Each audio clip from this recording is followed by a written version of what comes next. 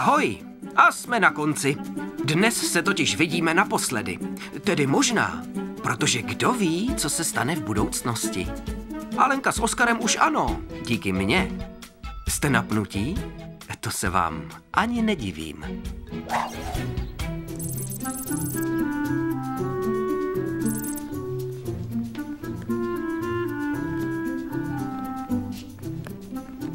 To byly časy. Musím říct, že kdybych si měl teďka pořizovat mazlíčka, tak váhám mezi slepicí a robopsem. Ze kterých dat si, Oskary, při závěrečném shrnutí vycházel? Proč už se vlastně dávno nevyrábějí roboslepice? Mohli by hrát v Blade Runnerovi 3. Možná se měla použít kvantitativní a ne kvalitativní metodu. A co se pořád tak stresuješ? Vždyť je zítra páteček, pohodička. Právě pátek. Mně vůbec nefunguje metodologie. O čem to mluvíš? Vždyť je víkend za rohem. Oskare, ty o tom nevíš? O čem bych měl nevědět? O tom zítřejším termínu odevzdání čtvrtletního projektu do školy. Jo, ty myslíš tu super, ultra, hyper důležitou práci, která rozhodne o známce za celý pololetí? Tak to klid, protože ta se odevzdává za měsíc. Projekt na téma, jaký vynález bude v roce 2050 pro lidstvo nejdůležitější a proč, se dle mého diáře odevzdává zítra.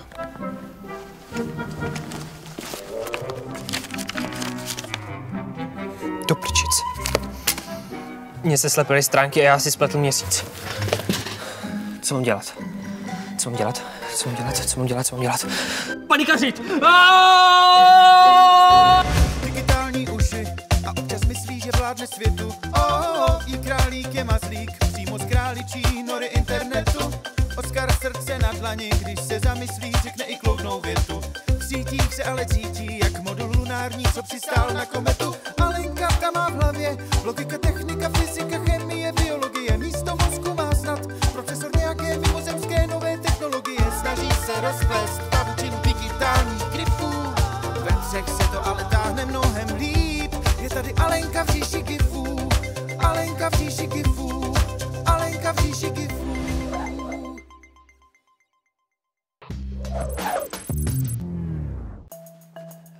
Takže, nejdůležitější vynález. Skate s pohonem na perpetuum mobile. Nebo ne, počkej. Mám lepší. Plášť neviditelnosti. A vaše mámy nebudou vědět, kdy jste se vrátili domů. To je dobrý, ne? No jo, jenže pláště neviditelnosti už dávno existují. Hele. No a perpetuum mobile sestavit nelze, protože to je v rozporu s fyzikálními zákony. No, tak co to je za úkol? Když už je všechno buď vynalezený, nebo to vůbec vynalíst nejde. A to je možná dobře, protože kdyby se vynálezy odvíjely jenom od lidských snů, vypadalo by to nějak takto.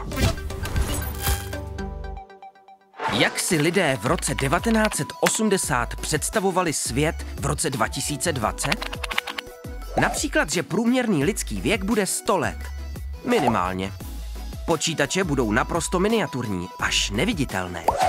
Knížky už nebude nikdo číst a cesta na Mars bude běžná asi jako výlet na kokořín. Lidé budou obsluhováni opičími sluhy ve svých létajících domech, které budou kompletně řízeny chytrými asistenty. A telefony už nebude potřeba. Dorozumívat se totiž budeme telepaticky. Super. Takže mám do svý vize budoucnosti zapojit opičí sluhy? Nerada to přiznávám, ale i tohle znělo přesvědčivěji než můj dosavadní výzkum. Hledám, jestli se nedá objednat přemysťovač do minulosti. A to jako proč? No, vypnul bych ve škole topení, učitel by dostal angínu a nikdy by takovýhle úkol nezadal. Já nepochybuju, že na internetu najdeš kdeco, ale Oskare, tohleto tam... Našel jsem. Nějaký startup, co na stroji času teprve pracuje. Prý mám poslat $1000 a do měsíce mi pošlou beta verzi. Kolik máš u sebe peněz? Oskare, vždyť to je jasný podvod. Já ti udělám předpověď roku 2050 úplně zadarmo. Případně beru bitcoiny. V roce 2050 bude na planetě Zemi necelých 10 miliard lidí. Aby je bylo kde ubytovat, vzniknou 10 kilometrů vysoké pyramidy, ve kterých budeme všichni bydlet. Auta se budou řídit sama a mnohem víc pracovních pozic budou zastávat roboti. Lidé budou hodně využívat pokročilé protézy a implantáty, které zlepší jejich fyzický výkon. Tohle nikam nevede. Deadline se blíží a my jsme pořád stejně v háji. No to bude strašná ostuda. Možná se budu muset přestěhovat do jiného města. Možná budu muset změnit školu. Kéž by se do té budoucnosti dalo nějak přenést. Kéž by fungoval koncept mého přeměsťovače do jiných realit XB1. Myslíš ten XB1, který si mi dala za úkol dokončit, protože si musela na výstavu exotického ptactva? Ano, přesně ten. Je v šuplíku ve stole. Cože?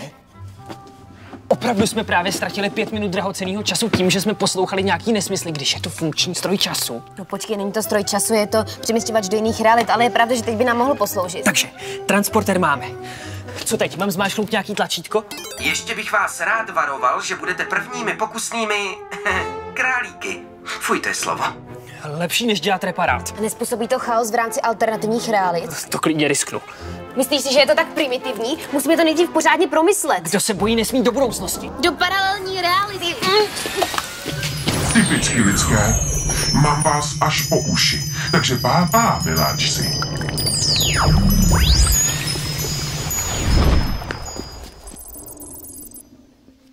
I králíku? Kde to jsme? Tohle přeci není můj pokoj. Neunesli nás mimozemštění do svý výzkumní laboratoře. Vypadá to jako můj pokoj, ale není.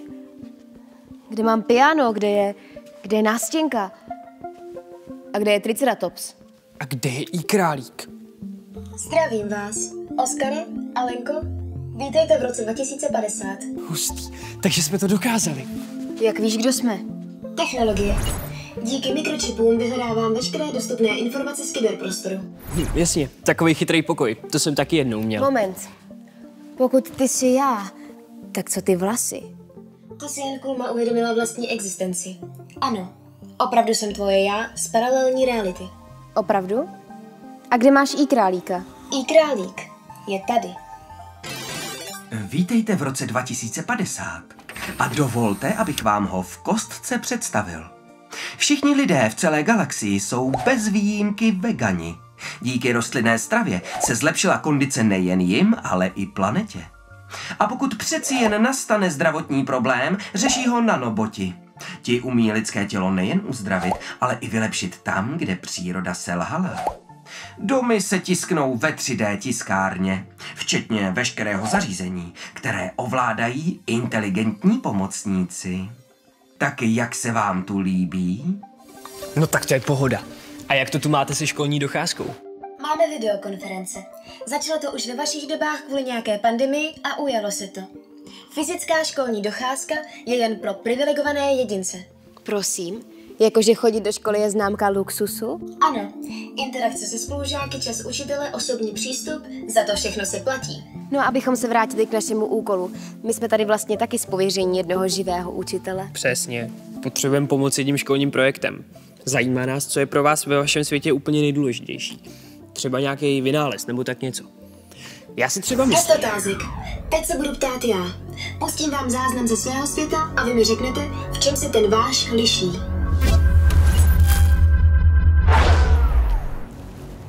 Pod námi jezdí hyperloopy. Čím se přepravujete vy? Auty, autobusy, letadly. Impozantní. Těmi smrdutými plechovkami, které přispívaly ke globálnímu oteplování? No, ano. Mně se chce čůrat. Kde je tady záchod? Oskare, to je úžasné. Vy ještě nemáte nainstalovanou kontrolku k vylučování? Ono se to dá kontrolovat. Jistě. Skrze mozkové receptory. Jednoduše se vypne ta část mozku, která je zodpovědná za funkci a díky níž jsou vysílané signály do celého těla. Oskare, to snad nemyslíš vážně. Pardon, když ono to bylo jak opravdícky. Oskare, to je trapas. Nic se neděje. Můžu si nabrat vzorek? No, nemohli bychom se raději vrátit k mojí předchozí otázce? Jo, jaký je pro vás teda ten nejdůležitější vynález? No dobrá, přejdeme k výměně informací. Nejcennější komoditou je schopnost soustředit se. To jsou nějaký tibetský žvásty. Čekala jsem něco víc sofistikovaného. Nechápu, čemu se divíte, ale zkusím se snížit do vaší dimenze a objasnit vám to. K tomu si nabídněte malé občerstvení. Super. Ne.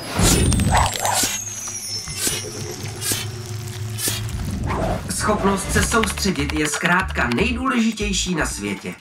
Bez ní by vůbec nic nevzniklo. Největší vynálezci a nejchytřejší hlavy současnosti se například věnují kyberaktivitám ve velmi omezené míře. Naopak ti největší flákači, kteří se zajímají jen o zábavu a prokrastinují na sítích, jsou připoutáni k obrazovkám. Myslím, že si do naší dimenze odneseme hromadu poznatků. Počkat. Ty jsi Alenka z přítomnosti. Ty jsi Alenka z budoucnosti. Tohle byl i králík z budoucnosti. No a kde jsem já? Bez obav, Oskare. Lidské bytosti tvého typu byly vyhodnoceny za neužitečné a jejich vývojová větev řízeně zanikla. I králíku, dostaň nás odsud. Tak my se pomalu rozloučíme. S tebou se loučím, ale Oskara si tu ještě chvíli nechám. I já totiž musím vypracovat úkol do školy, stejně jako vy. Ale co pak by ti nějaká podřadná vývojová větev mohla pomoct s úkolem do školy? Že jo, Álo? Právě že ty a nikdo jiný. Zadání zní překonané prvky dávnověkých tradic a ty si jejich dokonalý příklad. No ale to nemůžeš. Jsme přeci tvoji hosté. Ty si klidně jdi, ale Oskara si tu ještě chvíli nechám, jako exponát. Už pro něj vyhřívám útulné terárium. Tak si mě zkus chytit. Oskare, proč musíš vždycky všechno sníst? Vyzývám tě na souboj. Kdo vyhraje, získává Oskara. Podle pravidel gildy nesmím odmítnout, v čem se utkáme. Navrhuju šachy. Příliš černobílé vidění světa. Ale co třeba tvorba básně v japonském stylu haiku? Libozvučnější vyhrává. Příliš abstraktní na posouzení. Ale když máš ten školní projekt na téma tradice, co se utkat v něčem tradičním?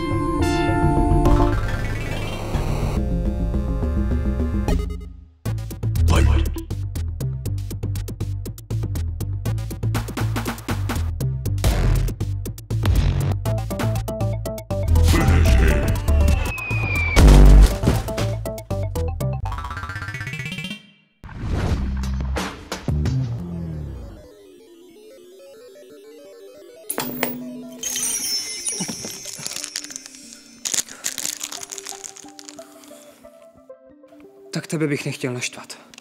Jako kdyby ty jsi mě nikdy nenaštval. Podle pravidel gildy musím uznat porážku, ale chtěla jsem tě o něco požádat. Jako vědkyni. Ano? Půjčila bys mi Oskara k základnímu 3D skenu? Tak moment, já jsem svobodně uvažující bytost, která se o sobě rozhoduje sama. Ne v této dimenzi, takže? Chápu. Věda je nedotknutelná, Oskar ano. Oskare, necháš se naskenovat, dobře? No a nebude to bolet? Co je to bolet?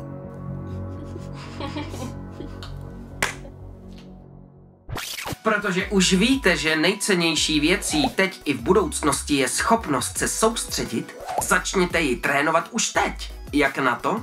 Vypněte si na několik hodin všechny technologie, sociální sítě a dokonce i vyhledávače. Zpočátku bude tahle metoda trochu bolet, ale mozek je sval a rychle si zvykne. Uvidíte, jak vám to bude za chvíli pálit. A teď si držte klobouky. Přesouváte se zpět do vaší dimenze. Fuj, to byla hrůza. Vítám vás zpět, takže rád bych s vámi probral, co jste v